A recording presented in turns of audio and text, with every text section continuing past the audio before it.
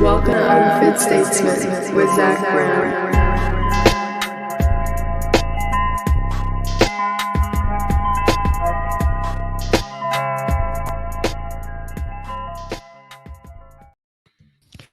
Ladies and gentlemen, welcome back to the show. 9th episode.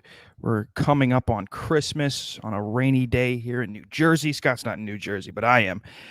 And, Scott Armstrong is a gentleman who I actually co-host another podcast with called Unjected. I'm sure most of you probably know this already. But in case there are some people where there's no overlap, Scott, get it out of the way. Tell everybody where they can get your great content, follow you. Cool. Well, Zach, it's an honor to be here as always. So I'm over at libertylinks.io/rebunk. That's where you can find the links to all my crap. I write articles, I do podcasts, and fortunate enough to host the Unjected Show with Zach, which is based on the unvaccinated dating site unjected.com. So you can definitely find us over there every Friday night at 8 p.m. Eastern. It's a lot of fun. We have a lot of fun. Talk a lot of shit. How many podcasts do you do? You do 2, Rebunked and Unjected? So Rebunked, Unjected, and then every now and then I do a show called The Pirate Stream with Ryan from The Last American Vagabond, and then Courtney Turner from the Courtney Turner podcast. We do a show. It's kind of hit or miss because we're all so busy, so we always try to figure out a time to do it. It's usually maybe once or twice a month, maybe. But yeah, we just go over like current events and just it's cool because we all have different perspectives on the show. Things. Dude, yeah, I'll put you in touch. Yeah, please do. I mean, that would be I've been, I wasn't all that familiar with his work. Oddly enough, I found him through Whitney Webb's work. Mm-hmm. Yep. And I guess I don't know the relationship between the Last American Vagabond and Whitney Webb. Maybe she's just a frequent guest or has been on the show before or something. Well, what it is like she started writing for the Last American Vagabond back in the day. Like, so I think Last American Vagabond had, contributed a lot to her success because he was the one that was like, because she used to work for Mint Press News. And that's when she kind of, that's where she kind of blew. Shit. Yeah, exactly. That's where she really blew up with a lot of the Epstein stuff. But Ryan always gave her a platform too, and Last American Vagabond, and lots of exposure. So I think between the two, and she left Mint Press and then really leaned into Last American Vagabond there for a while, and then she just really blew up. But I think that Ryan and T-Lav had a big part of that for sure. So I'd like to get, but actually, quite honestly, those two are some of the more significant. I remember. So I was always, I guess, naturally inclined to be somewhat of a conspiracy theorist. I don't know what personality traits that go into that to kind of make that, but just in general, I guess the moment I heard something, I'd immediately just go, I don't, why? Like I'd immediately, and it's not even like, I didn't have like a problem with authority, or I didn't question authority or anything, but I just always in the back of my mind felt that it's like a dog. So there's a thing that Dad told me. He used to train dogs, like guard dogs. And one of the things that he said is the dog bites your hand. Actually the last thing you want to do is try to pull, because their natural instinct is to yank back, and they're going to be stronger than you. So oddly enough, like when you get bit in the hand, you're supposed to not, you're supposed to just kind of go with it and then do whatever else you have to do. To stab it in the neck. Yeah. Just ship it off to whatever Michael Vick's address is these days. Exactly. No, but the thing is, it's like, that's, I guess, have a little I got that dog in me, folks. Yeah. That fucking, the moment you pull me somewhere, my initial reaction is to, I can't, you know what I mean? Yeah, that's a good way to put it, man. That's a good analogy. Yeah. I think, there was like a natural inclination for conspiracy theorists. And when I read, there was like a 12-part thread of articles that Whitney Webb wrote about the Epstein, the whole Epstein circumstance. And immediately I was like, this is, and that was my first exposure to that world, like the sexual blackmail operation, the intelligence communities and all that. So and I was like enthralled. And so the very first episode of this podcast, which is now only available behind a paywall, get the fuck over there, folks. Yeah, don't be a pussy. Don't be a fucking Don't pussy. be a Get over pussy. there. And it's called the whiskey. I titled it the Whiskey Mob. That was the first episode I did, because she went way back to the origins of how, the CIA had coupled with the mafia in Canada and America, and that's how her book starts too. The One Nation Under Blackmail. That's kind of where part 1 starts. Is kind of back in the mafia era of like the 20s and 30s and stuff. Yeah. Well, it was them that had the CIA got like honeypot operate, like that's where they got the idea from.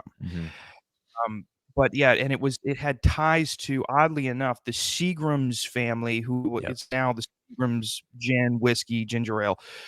And so I titled it the Whiskey Mob, and I just literally plagiarized what she wrote because I didn't know how to do a podcast. It was my first episode. So I just basically plagiarized Whitney Webb's work, and it pushed me down the road to which eventually became Injected. Like, God, yeah, I mean, I'm glad I got into the conspiracy shit prior to COVID, because I'm not entirely sure I would have. Dude, you'd have myocarditis right now if you hadn't gotten conspiracy shit. You know what I'm saying? I have, and it's crazy. So I don't know. I really don't know what myocarditis is. It's like an inflamed heart. Inflammation of like the heart. Yeah. Because I have what's called hemochromatosis, which is too much iron in the blood, and it thickens it. The blood pressure is constantly high. I have high blood pressure, even though I'm not. I should lose some weight, but I'm not morbidly obese. I'm not a weight where I should have high blood pressure, but I do because I have this thing.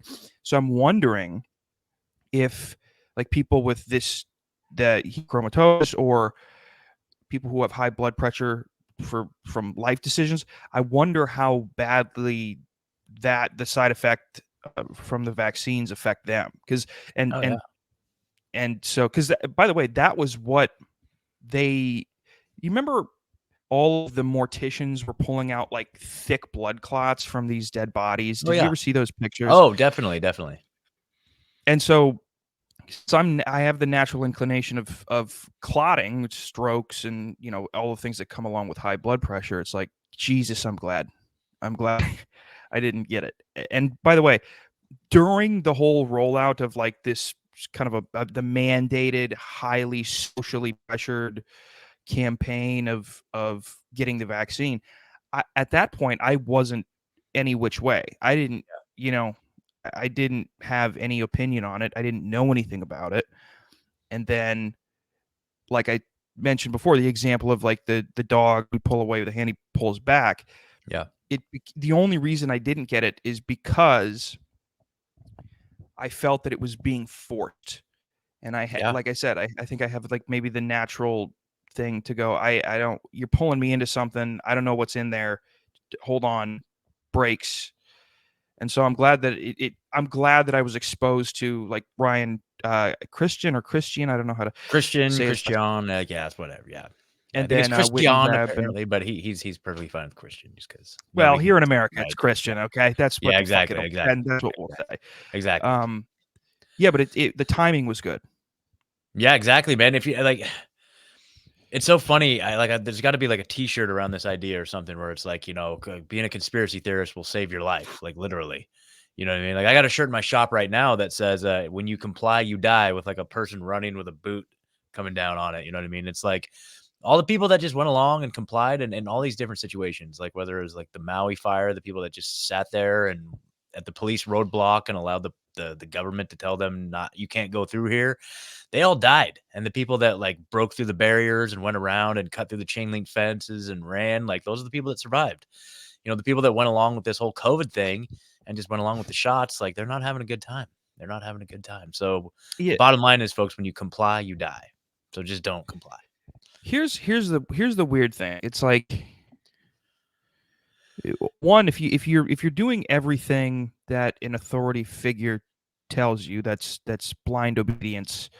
I forget the name of the test where they would deliver fake shocks. The Milgram experiment. Milgram experiment. So then you end up in that arena, which is a morally depraved, sickening, thing that lives in humans. Yeah. And so that's that. And then there's also like people who drink colloidal silver and turn blue because they think that the FDA was like, so it's like the finding, just like anything, I suppose, but finding like the balance, being able to recognize when people are just stupid or they are actually vetting information and doing research and realizing and being bold enough to stand up to whatever the mainstream acquiescence of whatever that topic is. Exactly. So it becomes difficult to navigate that landscape.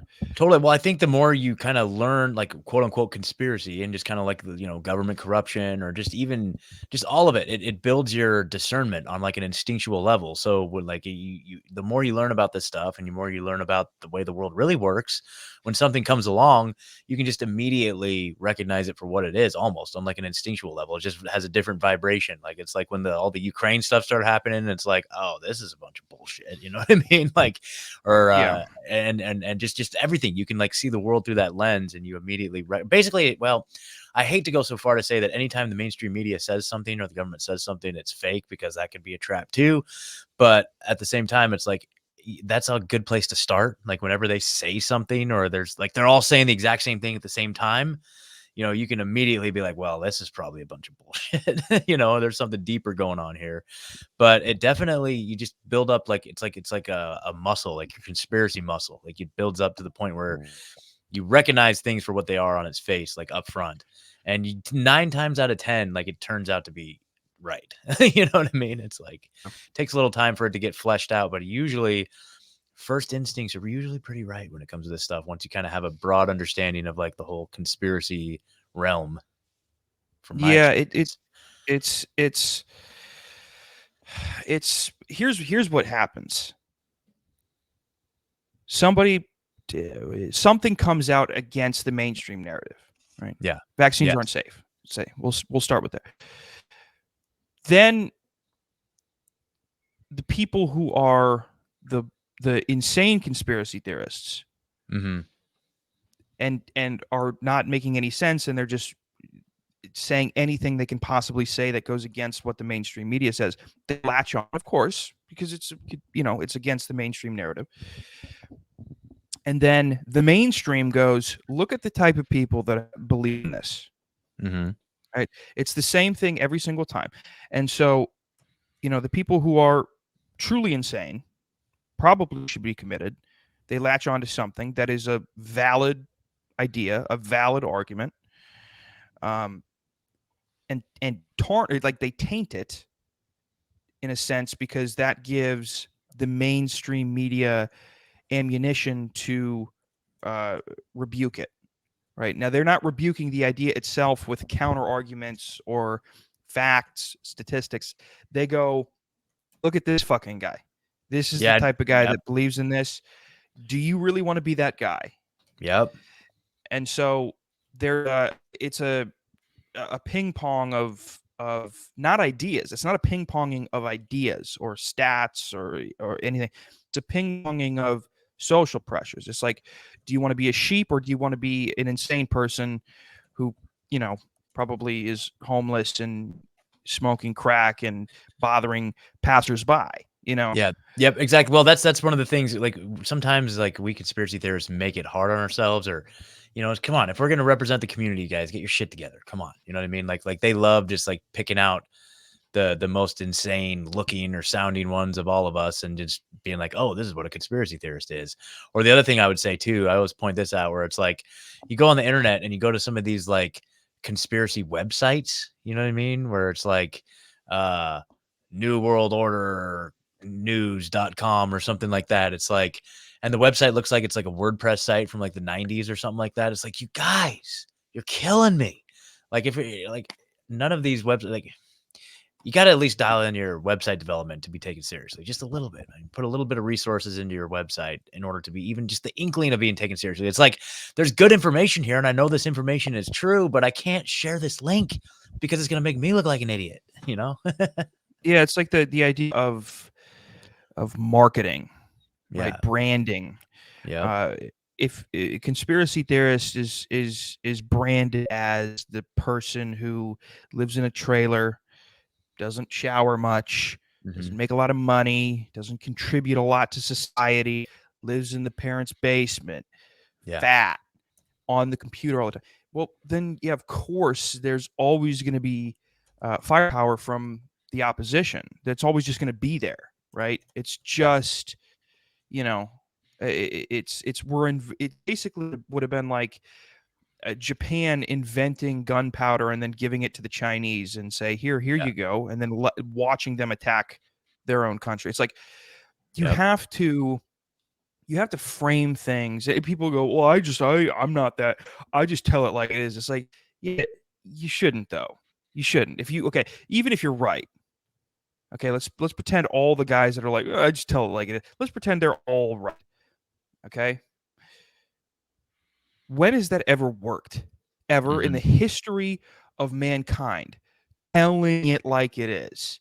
Okay. Yeah. And I'm putting that in quotes. I'm using that very loosely. It hasn't. It has to be a message that's deliverable, that can resonate with a large swath of the population. And so the idea, it's the same thing with libertarianism. I always have a contention with. It's like, yeah, I understand. It's the closest thing to a political party I identify with is libertarianism. Totally. But just what are you doing? You're like, well, it's just how it is. We have to. It's like, you have to push the brake a little bit though, because if your intention is to disseminate this idea in a mainstream way, in the sense that it reaches like a mainstream audience, well, then you have to meet people where they're at. You can't fucking. This would be like if you're a person who has new money and you say you won $500 million in the lottery. You have no idea how to handle $500 million. You don't know what you're doing, right? You go to a financial advisor.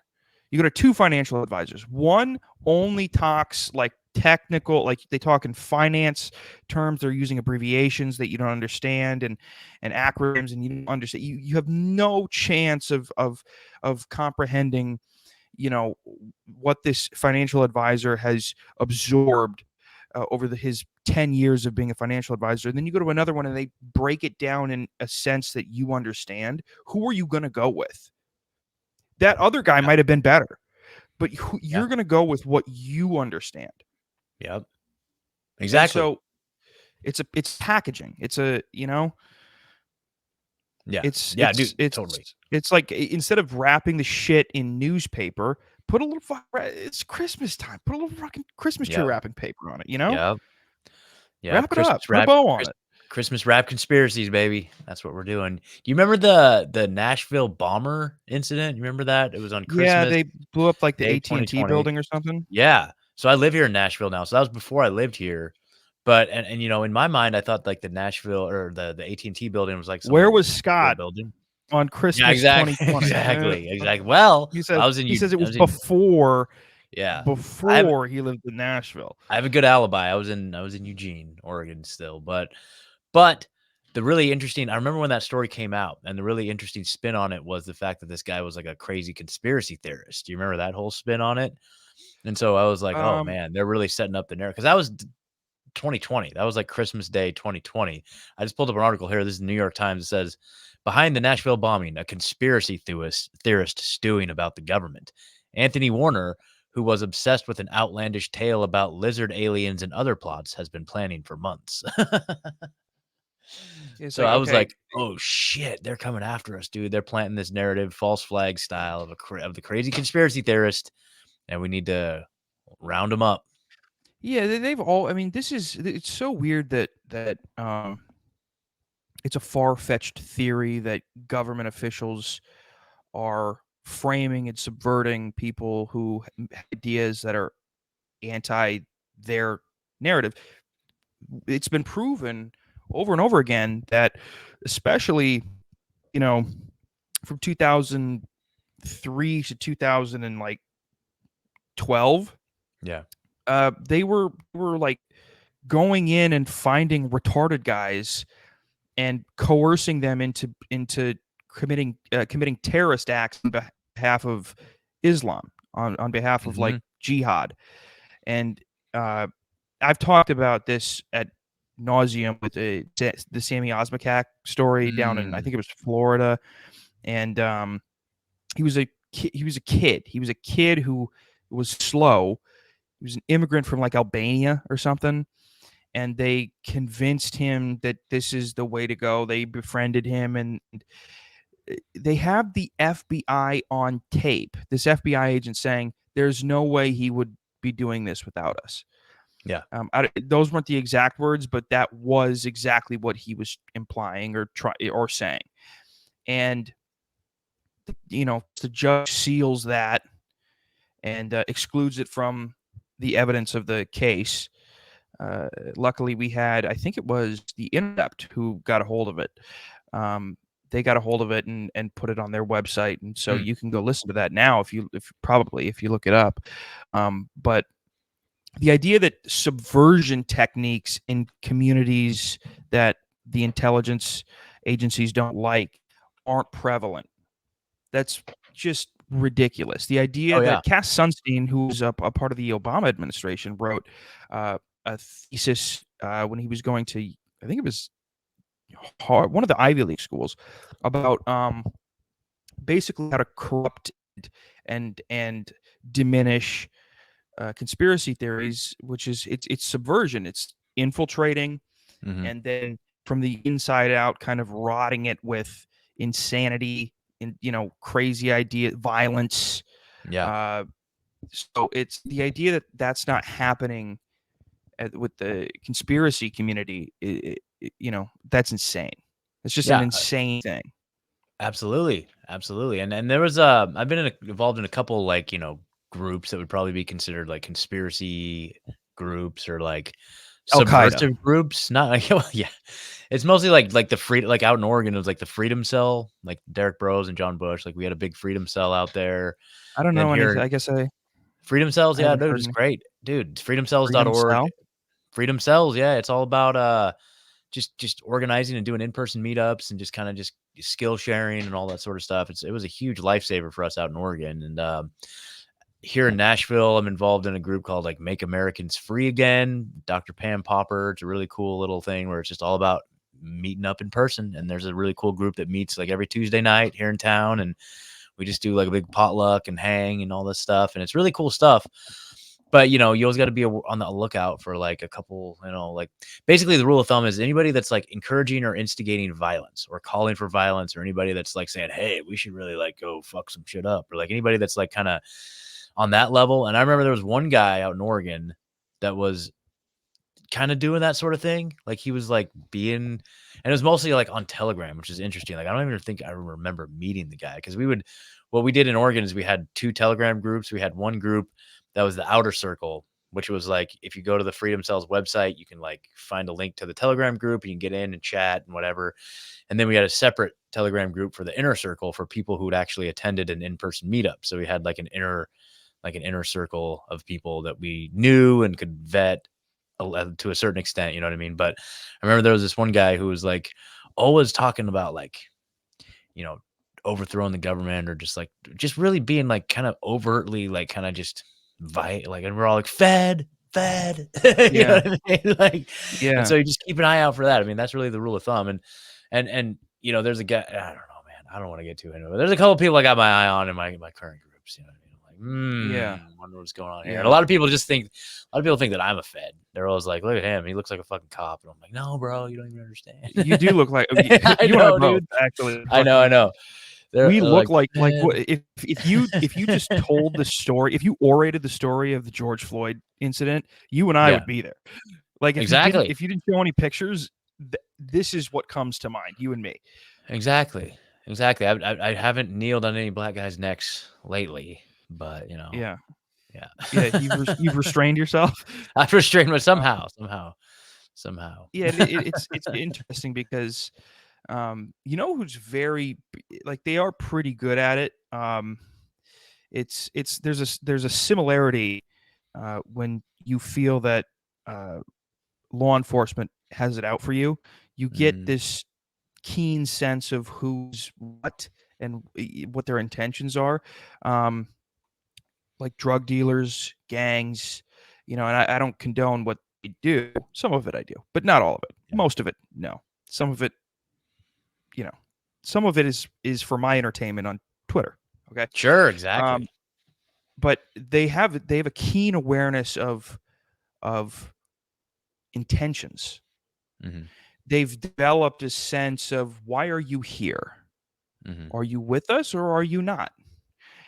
And especially in the Black community, through decades of law enforcement abuse.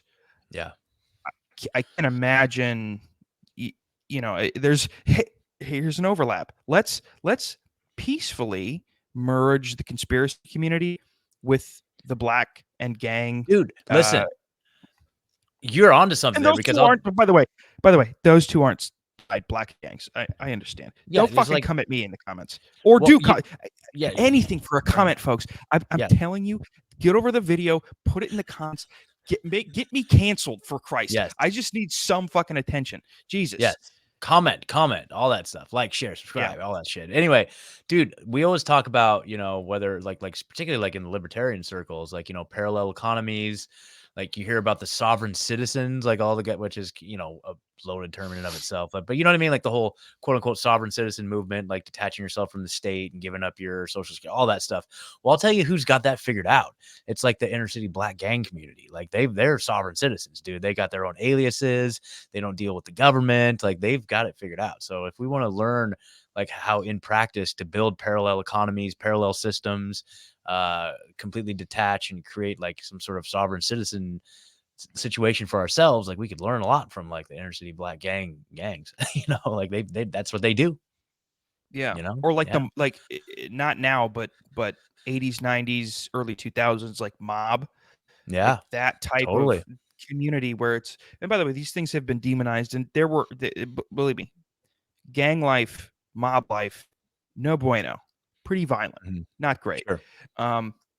But again, it's about sifting through what you can learn from different communities, and one of them is a detachment from what would you call it? Just average Joe, or like dependency on larger institutions, and building a community within a certain demographic that can then operate and self supply and function without having to I would call like institutionalize your lifestyle.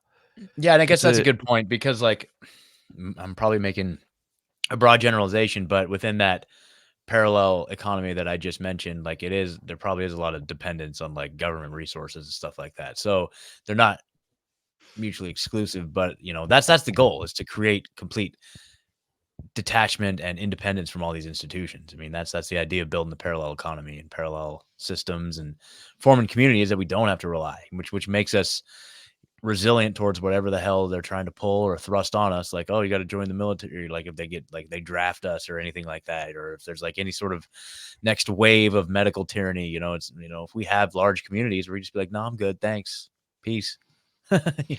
Yeah, I mean, and you brought up like the idea of like the draft coming back with what's happening in Ukraine and Israel, Palestine. Yeah. Here's what I will say.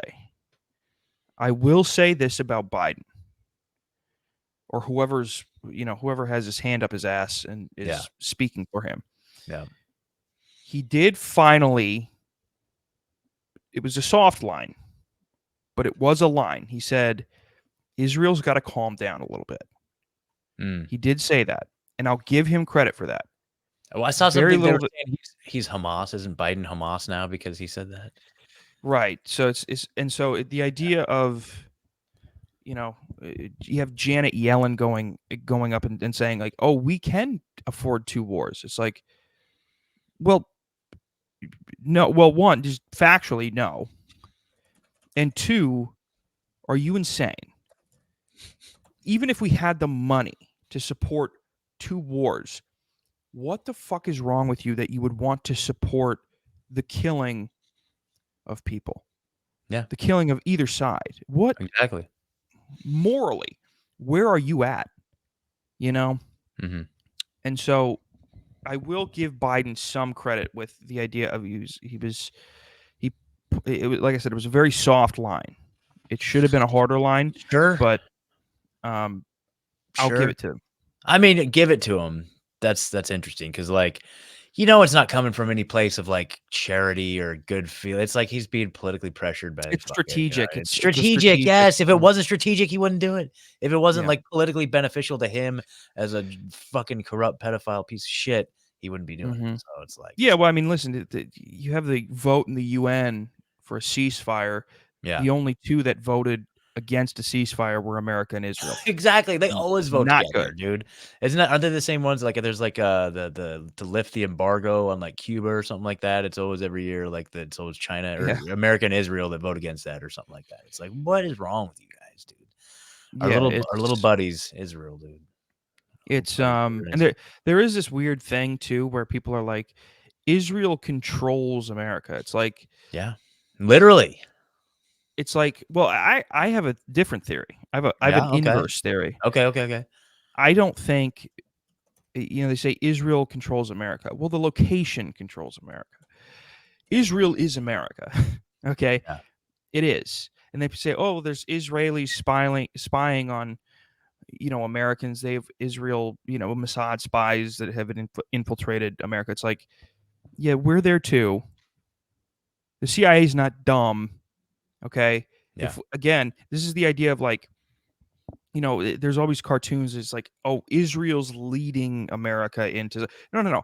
America's leading America into, because at any given point, if America wanted to turn on Israel, it's not like we don't have the resources to do it.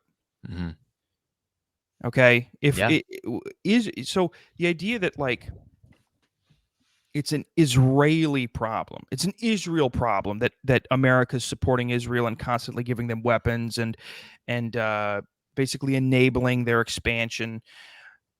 That's America. That's the CIA's interest. Yes, it's the Mossad's interest. Yes, the Mossad is advanced. Yes, I would say that Israeli policy is a prominent source of corruption and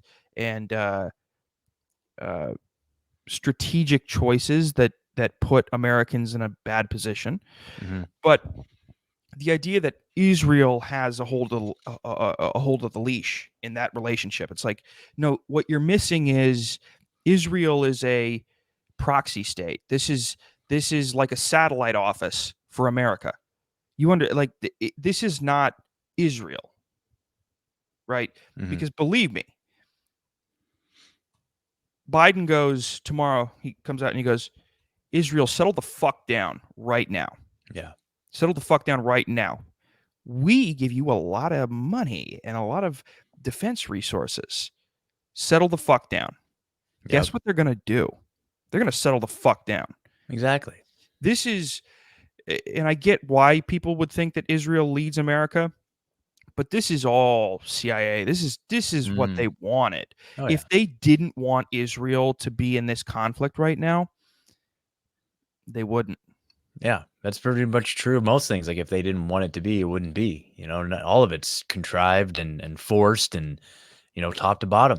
And anytime there is some like organic movement that rises up, it just gets infiltrated or smashed down into a million pieces, Yeah, and the crazy thing is any criticism against Israel is anti-Semitic. It's like, that's like a resolution that just got passed and like voted on by everybody except Thomas Massey from Missouri, and then some other Democrat like abstained or whatever, voted present or something. But yeah, it's like now it's like official U.S. policy that any criticism. In fact, I had a tweet the other day that was I was covering that on my show, and I had this genius thought that I thought was pretty funny, but now it's like so. The being called anti-Semitic for criticizing the state of Israel is the same as being called homophobic for criticizing the United States. What do you? Oh, wait. So hold on. It's because everybody's gay here. Everybody's gay here. So criticizing it, being called anti-Semitic for criticizing the state of Israel is like being called homophobic for criticizing the United States. Yeah, there you go. At this point, the sex tape that came out, I think it was on the Senate floor or the House chambers. I don't know. I heard about that. That's so fucking funny. Honest to God, I mean, it is. So here's what I will say, defending this gay guy. Yeah. First of all, fucking nice, having fucking in prominent places, nice. I mean, there you go. And second of all, I don't know if it was. I don't know what room it was in. Was it in the House chambers or the Senate floor or something? Sure. Are those two the same thing? I don't even know. Maybe. I don't know the fucking interior of the White House, but wherever it was, it's like, you think that's the worst thing that's happened in there? Exactly. Like, you think there were war crimes committed in that fucking in that room? Exactly. Yeah, they just sign pieces of paper that end up causing the deaths of like millions of children, and they're but a gavel was slammed down on a desk that then decided the fate of like 1 million Iraqis. Yep. Like, what? Yes, I get it. It's a little obscene. It's a little explicit. It's not proper. Okay? It's outside what they would call company values. Okay? Yeah. I get it. But the idea that like conservatives are like, look at the Democrats depraved. It's like, the Democrats voted overwhelmingly for going into Iraq. Yep. So do that. Say that. Just do that instead. It's not as juicy. But it's really funny. It's like with the Hunter Biden stuff and with like all the like child trans stuff. It's like they set these traps to get conservatives to like share all this stuff. You know what I mean? So it's like in the last few days, you got the entire conservative media sharing two dudes butt fucking. It's almost like they're punking everybody. They're like, haha, we just got Donald Trump Jr. to tweet a video of two guys fucking. True. I mean, honest to God, they're like gay porn. Like, you ask like these conservatives, they're like, do you think we should disseminate gay porn on X? Exactly. They go, no. You're like, you retweeted 6 tweets. Yeah, exactly. It's like, do you oppose gay sex and trans kids? Yes. Well, your timeline is full of it, sir. Yeah. Like, what is wrong with you? My child follows you. Yeah, it's almost like a bet where it's like, bro, I bet we can get Donald Trump Jr. to tweet out two guys butt fucking. He's like, no way, you can't do that. He's like, watch this. Honestly, it's like it was basically, this is like the do you remember that story that came out from like 8chan where they did like they said this was the white power symbol? Yeah, of course. Like, people got fired over that. Yeah, and so they had, they're like, I bet we can, and they did. It's like, maybe they're fighting back. Exactly. Maybe hilarious. This is elite level psyop. Mm-hmm. Yeah. Oh, totally. And I'm I had to squash that shit like in my Telegram channel. I had like people for a while there, like, it's kind of interesting, like the whole fever pitch of like the whole trans kid thing kind of died off. But when it was like, just, you couldn't escape it everywhere you look, dude.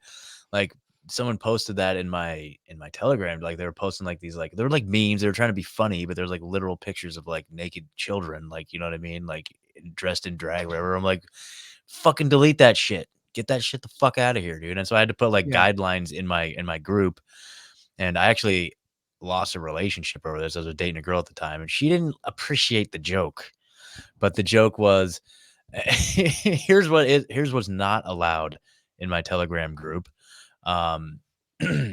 Pictures of trans children, Hunter Biden's dick,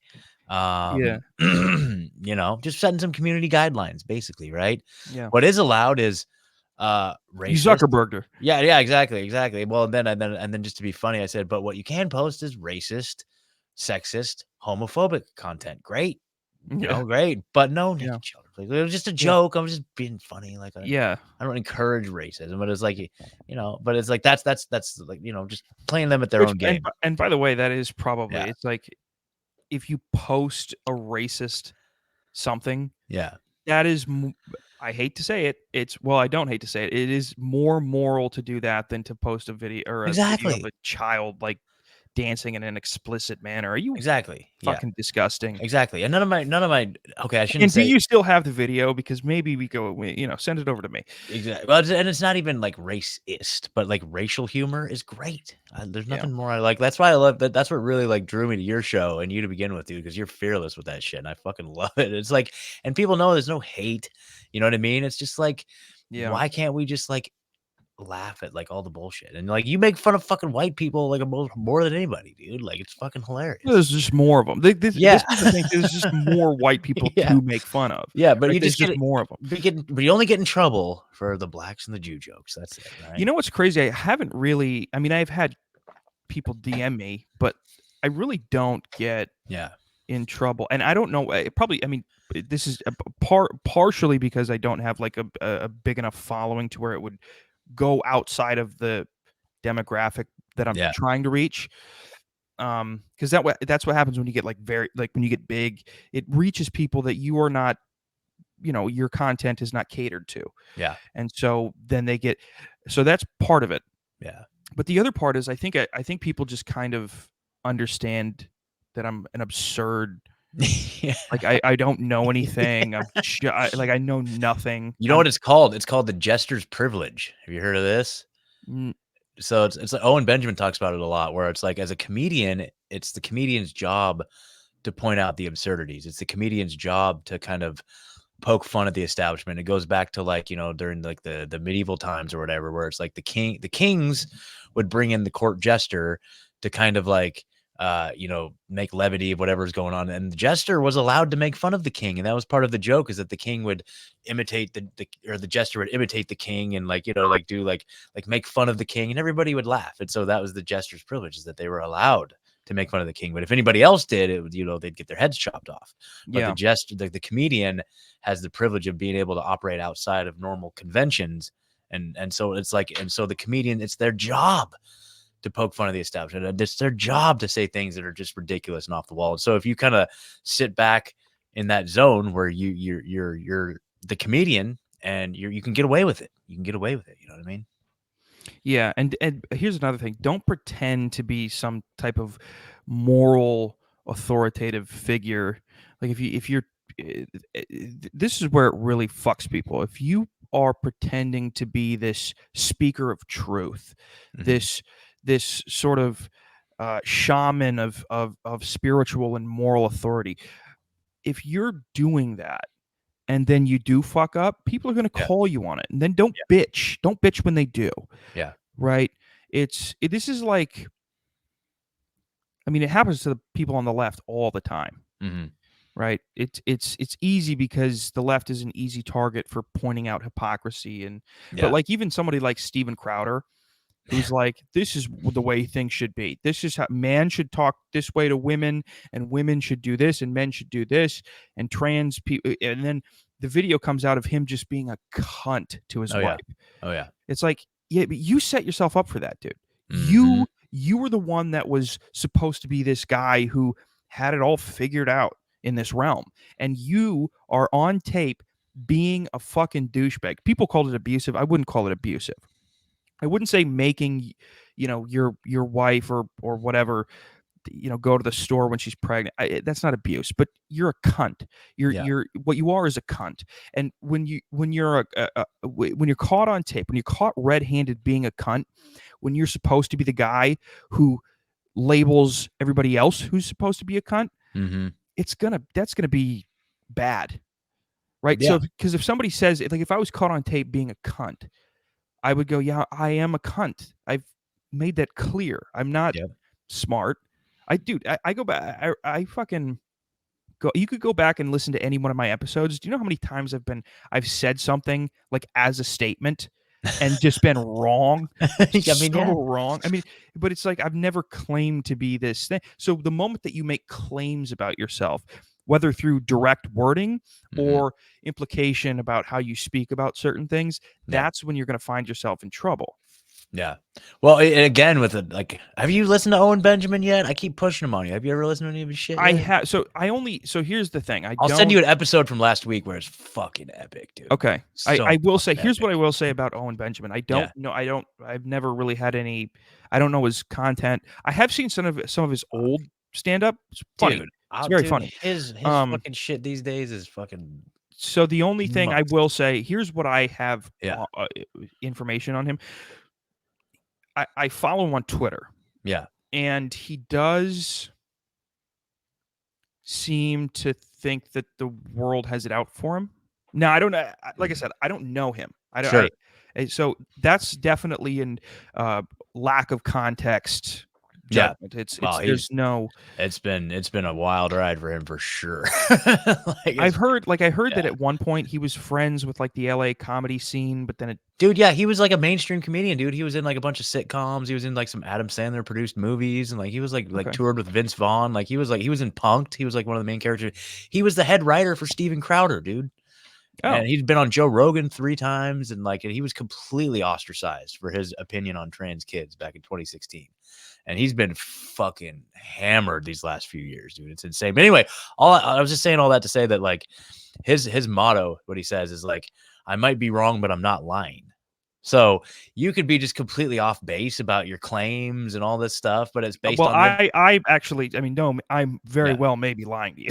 Okay, you very well, but still, it's the idea of like, look, I'm just spitballing, I'm freestyling on what information I have at the moment. I'm not like deliberately lying to you. I'm just going off of what I know at the time, which is probably completely wrong, but I'm not like intentionally trying to deceive you, type of thing. Yeah, I did a whole episode on how, like, because do you remember when the COVID. The origin of COVID narrative was like somebody ate a bat. Yeah, exactly. I remember like I did an episode of like how I was basically me being like a mad parent saying no more bat eating. And then I look back and I go, yeah, that's absurd. How did anybody believe this was a naturally occurring? Like it's crazy. Exactly. Well, it's hard when you're like in the fog of war. Like sometimes things seem to be the way they are, and then looking back, like it's so funny. Like I'll remember something like, oh yeah, I remember that from the COVID narrative. I think we did on the Injected show. What didn't we? We were pulling up articles from like, or we did a quick segment on it where we were, maybe you weren't there that one. We were like pulling up articles from like 2020 about. Wow, people actually believed that back then. Like I think that was on one of the bonus episodes, something like that. But some of the claims that people made back then, and now looking back at it, it's like, wow, how fucking ridiculous is that? Yeah, it's literally like looking back on like if you go back 10 years and you look at like the hairdo you had, and you're like, yes, what the fuck? Yeah, exactly. It's exactly like that. Like, what were they thinking? Yeah, it's like these things evolve, right? So that's why it's so special when somebody calls it out so early. It's because it's so insanely hard to do that.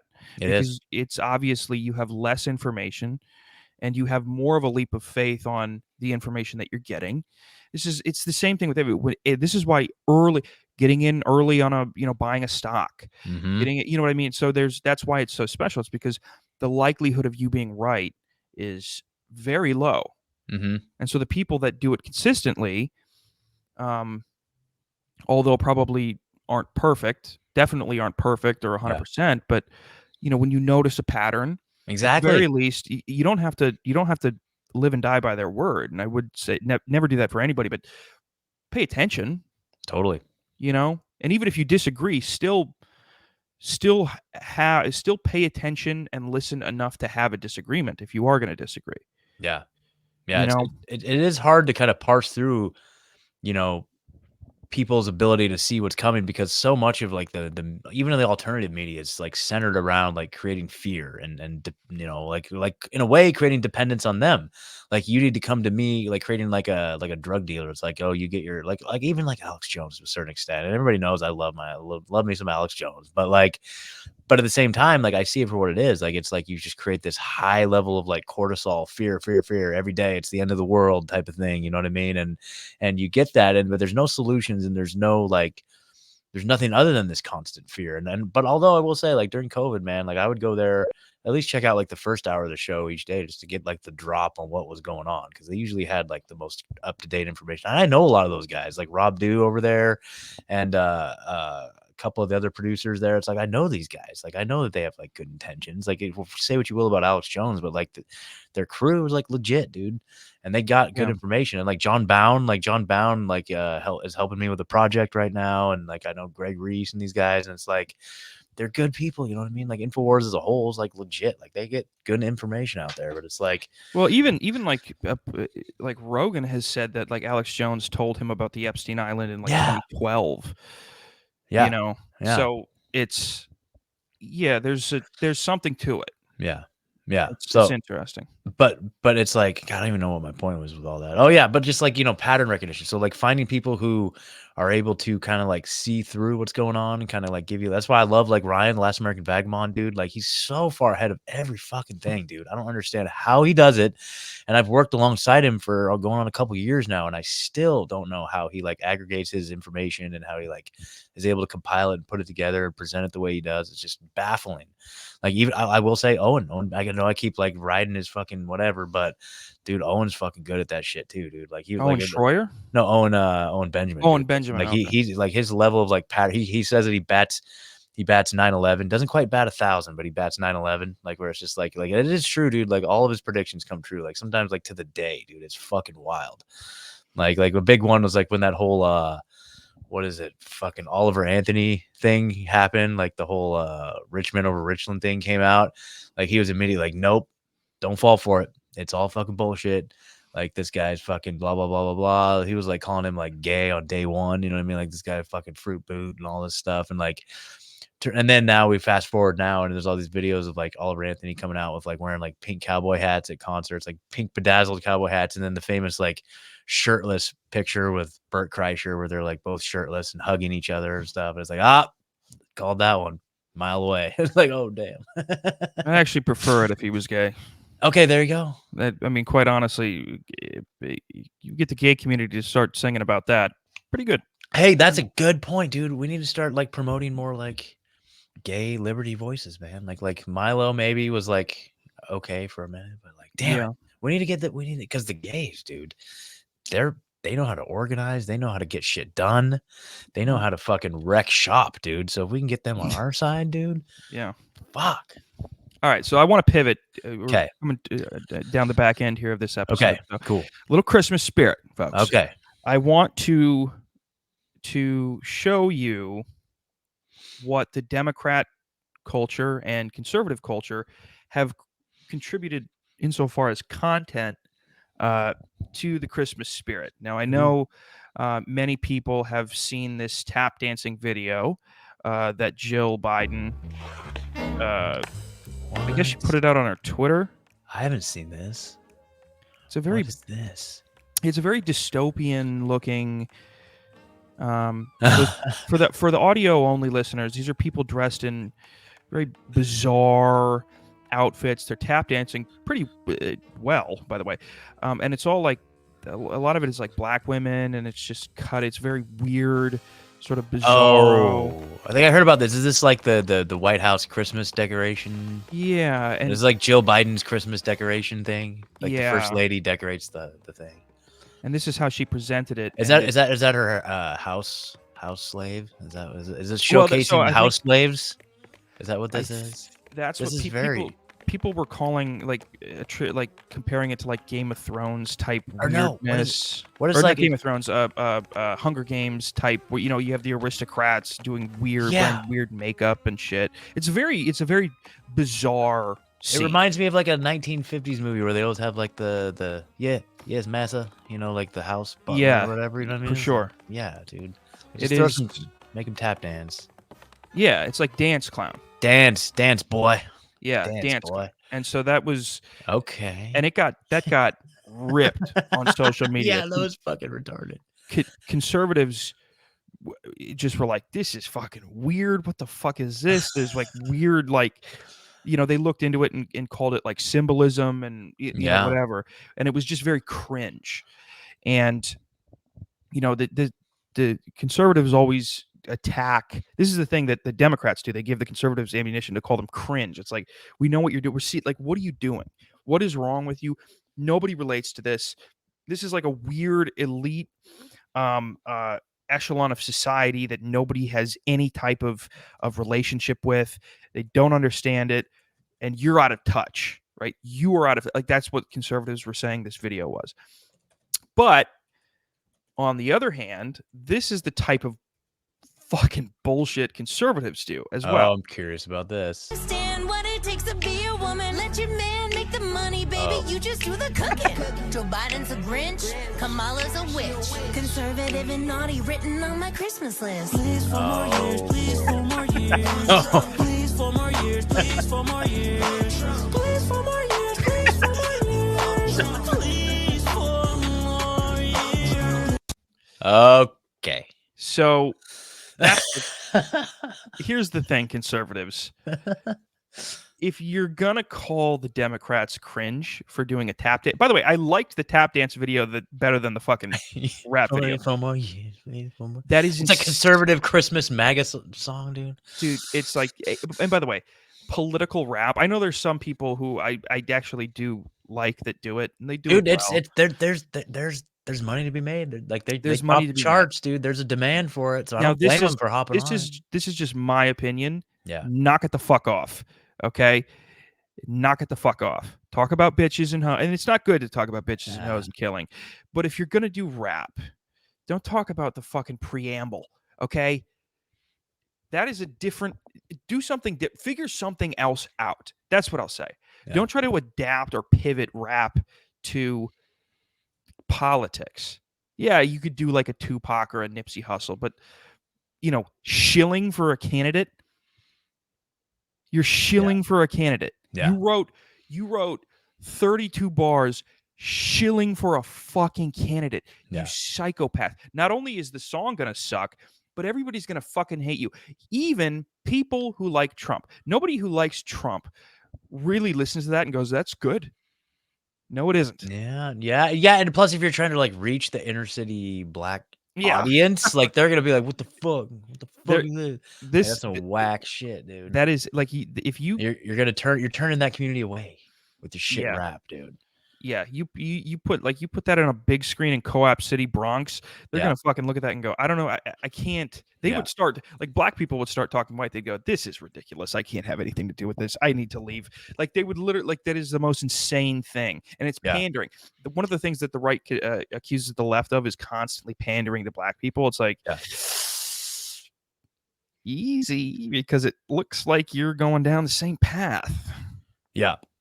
And then you have libertarian Twitter who's just trying to not have black people join their fucking movement. So, at this point, Scott, where do we go? What are we doing? I don't even know, man. Like, well, I don't think there's a political solution anyway. So it's just hunker down. I think I just can't wait to sit on the sidelines and watch 2024. It's gonna be fucking nuts, dude. Here's what you do. Here's what you do. Really, if you want to, prepare for the end of the world, prepare for the collapse of American society. Convince a group of maybe 10 or 15 people to start stockpiling water and food, and then you stockpile weapons, and then when the collapse happens, you go and kill them and steal their food. So you don't have to do both. Exactly. Right? 10 or 15, you psyop the people in your community, right? Don't build a community. Fuck building a community. Pretend to be on their side. Tell them you need water, you need food, you need batteries, you need a generator, you need this, and this. Meanwhile, you're smuggling a fucking World War II tank into your backyard, and when the collapse happens, you show up in that tank, and the person that you've been talking with for the past 2 years goes, "Hey, oh, a tank? Yeah, let's build it." And then you go, no. And then you kill them, and you take their stuff, and then you do that 15 times over, and now you're set for about 25 years. And that is how you survive the collapse of Western culture of American society. Yeah, it's like you don't have to like outrun the bear. You just have to outrun. You trip your friend. You just trip your friend. So it's like let them get all the let them get all the food and get all the off-grid stuff, and then you just go fucking roll up in there. Yeah. No, I'm just kidding. Yeah. And here's actually, I tell you what, a good community to do this to, any adult with braces. Ooh. You convince them to get, because they're fucking unbearable people, adults with braces.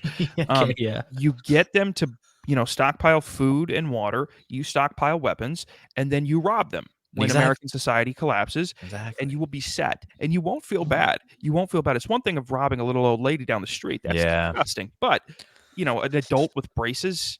Yep. An adult with braces who wears a button-up shirt and tucks it into khakis with a braided belt and loafers. Fuck your mother. Yeah, I don't feel I have no guilt over that. I'll just fucking jack that fool all day long. It's hunting.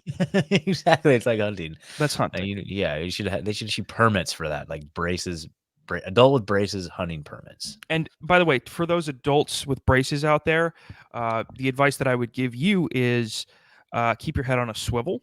Yep. Because I know you think that you may not be, the Asians didn't think that they were under attack either, but it happened. No. You go to New York City, the Asians were getting knocked the fuck out.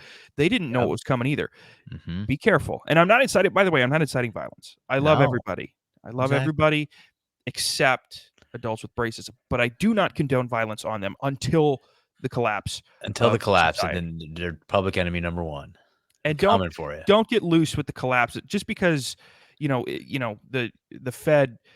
Just because your lights flicker a little bit. Every time the lights flicker, I'm like, oh shit, here we go. Yeah, no, definitely ensure the collapse has happened. Yeah, that'd be a funny skit, dude.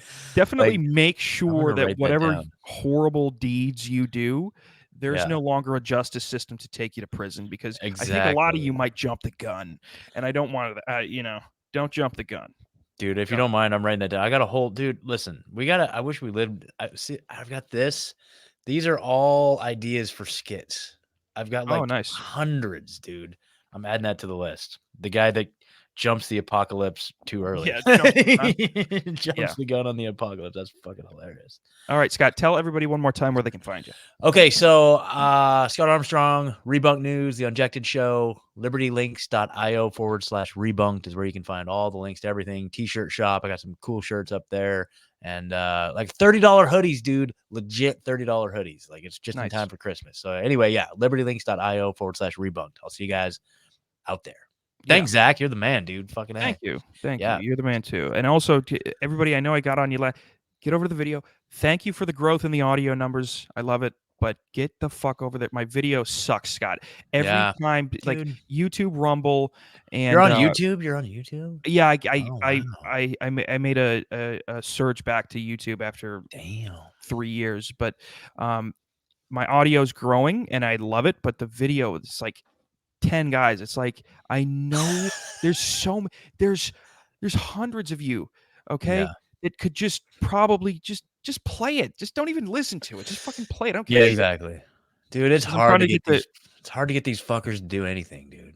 Yeah. No, and that's the thing. They are doing it with audio. It's I'm just kidding. I love them. It's with audio, they have no problem, and they are showing me love there, and I very much appreciate it. But get over the fucking video, because that's kind of what grows. Podcast has merged into a video medium. Yeah. And so I want attention. Yep, folks. Exactly. I want to make it very clear.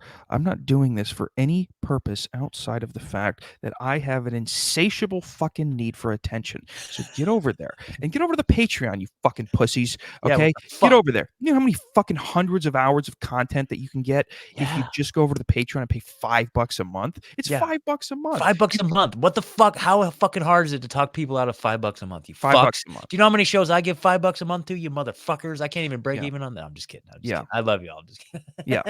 And go follow Scott. Go follow Scott. Go follow the Last American Vagabond Network. Is it's a community of people that will give you information that you probably won't get anywhere else. So it's worth it. Yep. Thank you, folks, for joining. Like I said, get over on the video platforms. I appreciate you. And if I may or may not, just a quick announcement, just a quick disclaimer, I may or may not have time to get one out next week, because Christmas is on Monday. And it's just a lot of shit going on. So I may or may not. I'll keep you updated on social media. I may or may not. Okay. It might be like I might be able to get like a 20-minute rant out or something like that. But I'll keep you updated. But thank you, folks, for listening, and come back if it's not next week, the week after, and have a fucking Merry Christmas if I don't fucking, if I'm not back next week. Thank you, folks. Peace.